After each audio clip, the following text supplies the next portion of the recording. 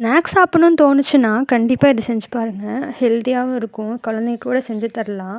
பனானாவ சின்ன சின்னதா வெட்டி போட்டு, பழுத்த பனானாவா எடுத்து சின்ன சின்னதா வெட்டி போட்டு, அதோட கேழ்வரகு மாவு வந்துட்டு 2 டீஸ்பூன் போட்டுக்கோங்க.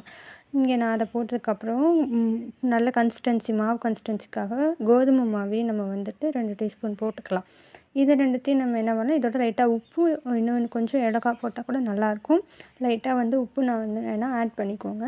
நான் இங்க ஆட் பண்ணல. அதோட மிக்ஸி ஜாருக்கு இத மாத்தி, இதில வந்து சின்ன டம்ளர் அளவு தண்ணி வந்துட்டு 2 டம்ளர் ஊத்தி, அத லைட்டா மிக்ஸ் பண்ணி விட்டு, இத நல்லா அரைச்சு நம்ம எடுத்து வச்சுக்கலாம். இதில வந்து நம்ம வெல்லமும் ஆட் பண்ணுவோம். நீங்க நாட்டு சர்க்கரை கூட ஆட் பண்ணிக்கலாம். நான் 1/2 பல் பூண்டு அளவு சைஸ்க்கு கொஞ்சம் வெல்லம் எடுத்திருக்கேன். அத 2 எடுத்து நல்லா மிக்ஸ் பண்ணி மாவு கன்சிஸ்டன்சி வரும்போது, நம்ம அழகா இந்த மாதிரி இத மொத்தமா ஊத்தி பேன் கேக்காவும் சாப்பிடலாம். இல்ல நார்மலா குட்டி குட்டியா தோசை மாதிரி ஊத்தியும் நம்ம ஆயில் ஊத்தி நல்லா வறுத்து தோசைக்கல்ல எடுத்து நம்ம சாப்பிட்டோன்னா, டேஸ்ட்டான ஒரு ஈஸி ஸ்நாக் வந்து ரெடி ஆயிடும். குழந்தைலாம் ரொம்ப விரும்பி சாப்பிடுவாங்க. ஹெல்த்தியாவும் சாப்பிடுவாங்க. ட்ரை பண்ணி பாருங்க.